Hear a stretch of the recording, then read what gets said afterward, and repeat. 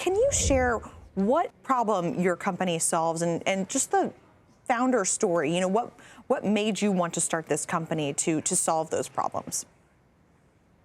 Sure. Well, I started Maven 8 years ago, looking at a lot of the access issues and the gaps in care that a lot of women and families face, particularly as they go through their fertility journeys and their pregnancy journeys and then those early parenting journeys. And so today, we're the largest virtual clinic in women's and family health. We serve over 15 million members with access to our care navigation, our telehealth, a lot of our virtual content and communities and classes as you navigate your IVF journeys, your pregnancy, your parenting, and even menopause.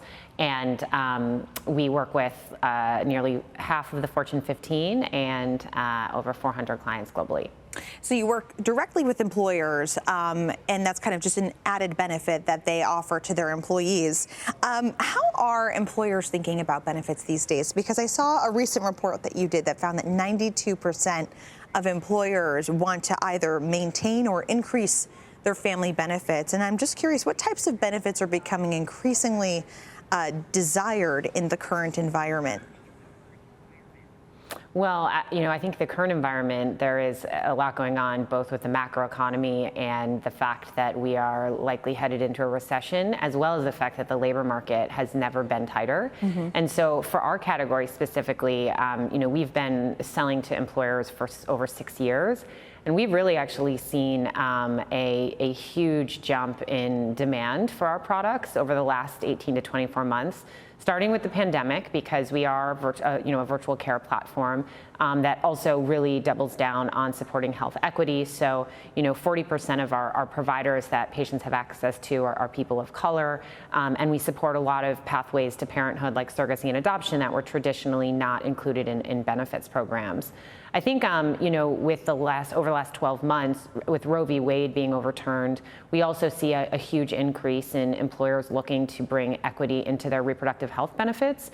And so we've also seen a big jump in pipeline. And, even in the kind of first few weeks after Roe v. Wade was overturned, we saw a 67% increase in new opportunities coming in looking for travel benefits, which we do cover through Maven Wallet, our financial platform, as well as pregnancy options counseling to really support not just people who are pregnant at the moment, but anyone on their family building journey kind of navigate the new landscape in the U.S. And how are you navigating that as a digital platform, one that theoretically anyone could access regardless of which state you're in? How challenging has it been kind of after Roe was overturned to just help employers navigate yourself, and achieve the mission by which your company is founded upon?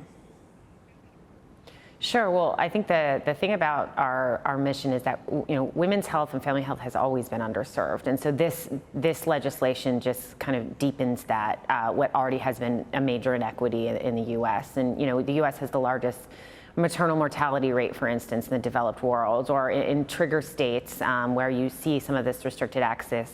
Maternal mortality is 2 times the rate of states that don't have these trigger laws. And so, we were able to plan for this because of SB 8 in Texas that came out last fall.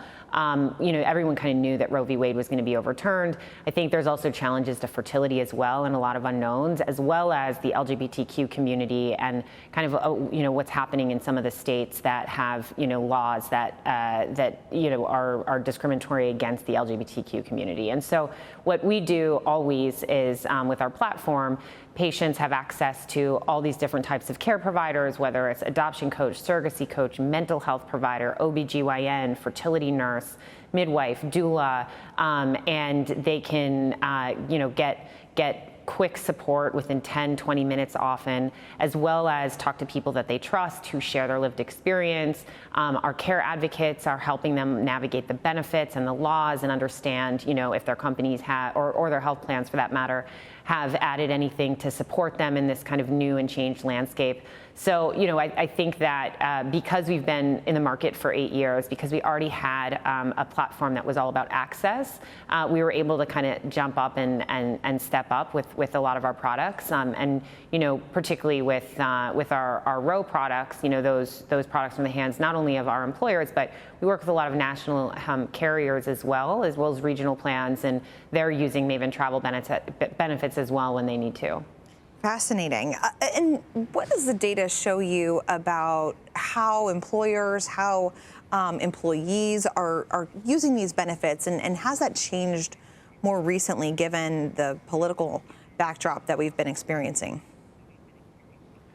Well, I think one of the things, and you know, we've been seeing a lot of this research for the last 5 to 10 years, is that when you have diverse teams, you can increase your overall business and your bottom line. And so, you know, we released a report with Great Place to Work in 2020 that showed if you invest in women's and family benefits, you can grow your revenue by 5.5x what your peers can do if they're not investing here.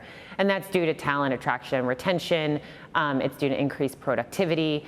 One of the things that we've seen, particularly in the last 12 to 18 months, is health equity has been really challenged a lot by, you know, some of the devastation of the pandemic on certain communities as well as Row, is that, you know, 80% of people say that they really prioritize DEI when they go work at an employer, whether it's their existing employer or if they're looking for a new job. And then we've seen that 34% of men and women under the age of 40 are looking to change jobs if they don't feel like their employer has done enough around reproductive rights. And so I think it's a market that employers are very attuned and aware of this. I think also because all of the major medical associations have come out with the AMA or ACOG saying that, you know, this is a health access issue, this is a healthcare issue. You know, it's also just the right thing to do to make sure that your families at a time when they're really vulnerable are getting all the right access and support. You brought up the pandemic and health equity, and I wanted to dig into that a little bit more. How has the pandemic reshaped women's health specifically and the ability for various population sets to access the care that they need? Yeah, well, I mean, I think what we saw is the pandemic disproportionately affected lower income communities, people of color, and even, you know, women in the workforce. We saw women dropping out of the workforce in droves. And, you know, I think the amount of women in the workforce today mirrors the amount in the 80s. So we've really taken a major step back. And so what we've seen is that employers, and I think this is kind of evidence is why our category is growing so much, is that we've seen employers really step up to say, okay, if they're not getting support from the government, if they're not getting support, you know, elsewhere, we have to offer it because, you know, this is our workforce. We care not only about their well-being, and in some cases it's part of their mission, but, you know, if you're a business trying to grow your bottom line, you need the best people. And so we have really seen a huge increase in demand for that. But I think part of the conversation, which is really encouraging, is about health equity and how, for instance, if you have a big virtual care platform, it is easier actually to really tackle some of these issues than if you run a traditional bricks and mortar, because you have the ability to, for instance, have a workforce, a provider workforce that mimics and mirrors the people that you serve. And so we're really proud that, you know, 10% of our providers are LGBTQ, 40% are people of color, and so we're able to say if a Black patient wants a Black provider, if queer parents want a queer mental health provider, we can match all of that, and that just builds more trust in a system that doesn't have a lot of trust already. Fascinating, although sobering statistic that we're going back to the 1980s with regard to the number of women in our workforce. Just a final point on the macro environment. You mentioned, obviously, it's a very tight labor force out there now. Employers are very attuned to growing this group and making sure that they stay there due to these types of benefits. Does that change at all, though, if we do start to see a more sobering labor market, a much wider employment picture? You know, I think it's a great question, and what we're seeing is if you invest here where there's just enormous gaps already in benefits and care for people. So fertility, for instance, there was just nothing in fertility and family building benefits before Maven and the market kind of came with solutions.